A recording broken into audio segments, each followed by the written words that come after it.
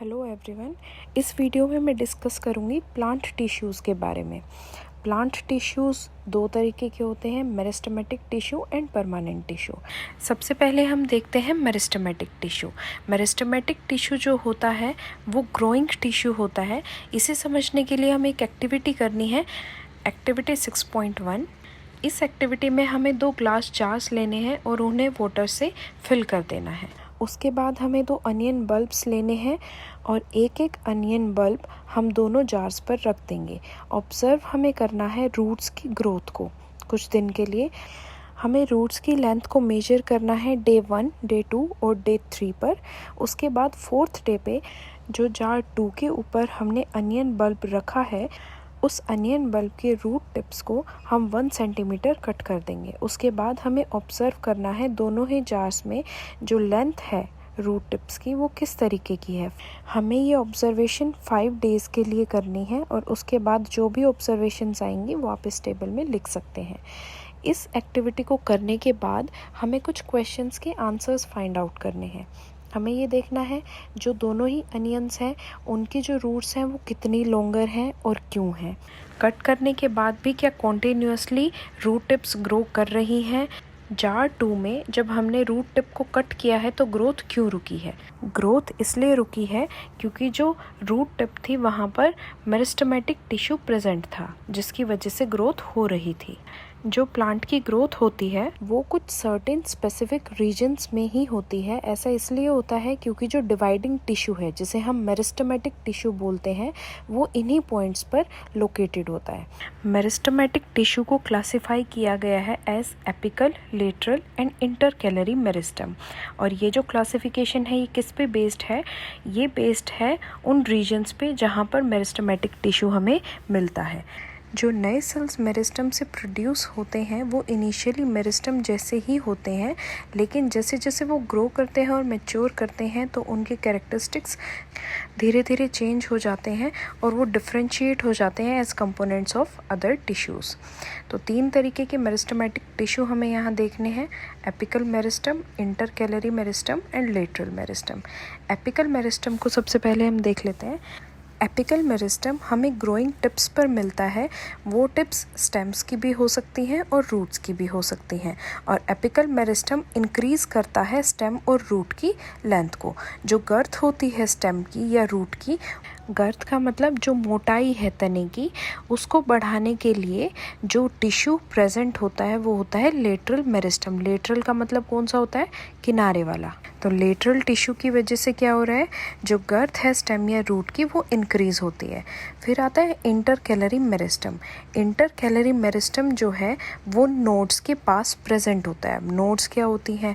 जैसे अगर आपने किसी स्टेम को देखा हो, स्टेम में हर जगह से लीव्स नहीं आती हैं।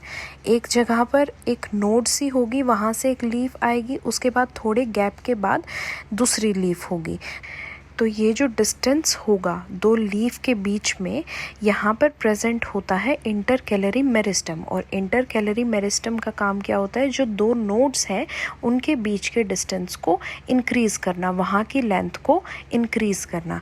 जैसे आपने देखा होगा जो ऊपर की तरफ लीव्स होती हैं उनकी जो नोड्स होती हैं उसमें डिफरेंस जो होता है, जो डिस्टेंस होता है वो कम होता है। जबकि अगर हम नीचे वाली देखें, जो पुरानी नोड्स हैं उनके बीच में डिस्टेंस ज़्यादा होता है। ऐसा इसीलिए ही होता है क्योंकि वहाँ पर इंटरकैलरी मेरिस्टम ज़्यादा ग्रो कर चुका है, जबकि जो यंग पार्ट है प्लांट का वहाँ पर धीरे धीरे इंटरकैलरी मेरिस्टम की वजह से 2 नोड्स के बीच का डिस्टेंस इंक्रीज़ हो रहा है। तो मेरिस्टेमेटिक टिश्यू कितने तरीके के? 3 तरीके के। First apical meristem. Apical meristem कहाँ पर प्रेजेंट होता है? ग्रोइंग टिप, स्टेम्स और रूट्स की। और ये क्या करता है? स्टेम और रूट की लेंथ को इंक्रीज़ करता है, लंबाई को बढ़ाता है। जो लेटरल मेरिस्टम है वो क्या करता है? स्टेम और रूट की मोटाई को बढ़ाएगा, गर्थ को बढ़ाएगा। इंटरकैलरी मेरिस्टम प्लांट की जो नोड्स होती हैं उन नोड्स के बीच में प्रेजेंट होता है और उन नोड्स के बीच के डिस्टेंस को इंक्रीज़ करने का काम होता है इंटरकैलरी मेरिस्टम का। मेरिस्टेमेटिक टिश्यू के सेल्स काफ़ी एक्टिव होते हैं। इनका जो साइटोप्लाज्म होता है वो डेंस होता है, थिन सेलुलोज वॉल्स होती हैं और प्रोमिनेंट न्यूक्लियाई इनमें होता है।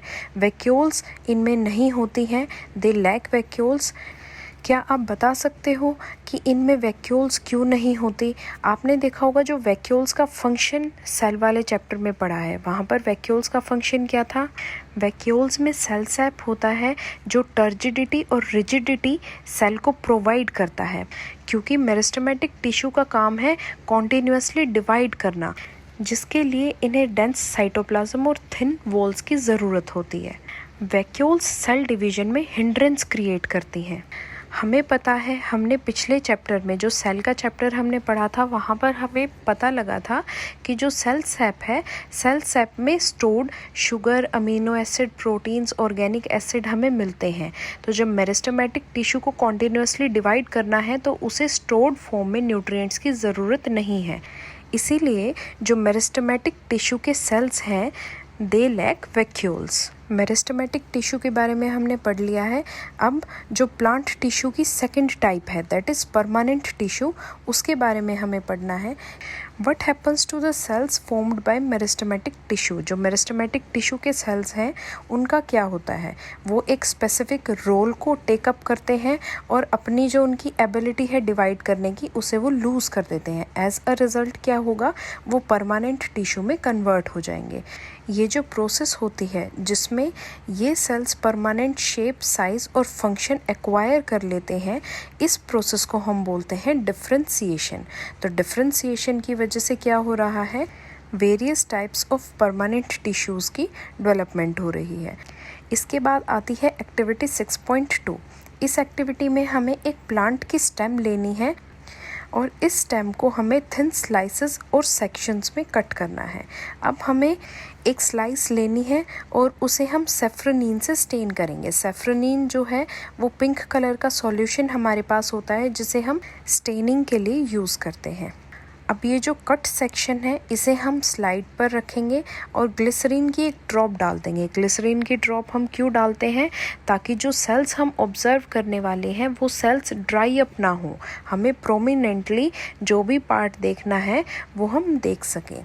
अब ग्लिसरीन डालने के बाद हम कवर स्लिप से इस सेक्शन को कवर कर देते हैं और ऑब्जर्व करते हैं अंडर अ माइक्रोस्कोप।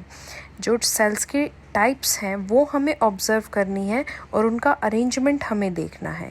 इस अरेंजमेंट को आपको कंपेयर करना है विद फिगर 6.3 जो आपने स्लाइड में ऑब्जर्व किया है माइक्रोस्कोप के अंडर, और जो आपके पास फिगर है, इन दोनों को आपको कंपेयर करना है।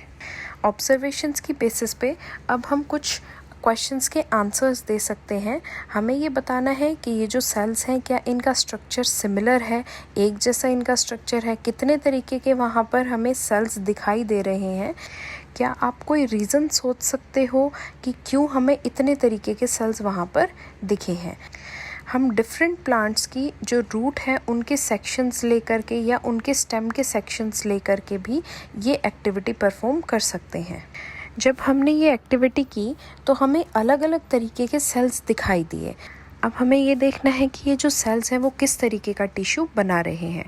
तो इसके बेसिस पे परमानेंट टिश्यू जो है वो दो तरीके का होता है, simple permanent tissue and complex permanent tissue. इन दोनों ही टिश्यूज़ के बारे में मैं आपको नेक्स्ट वीडियो में बताऊंगी।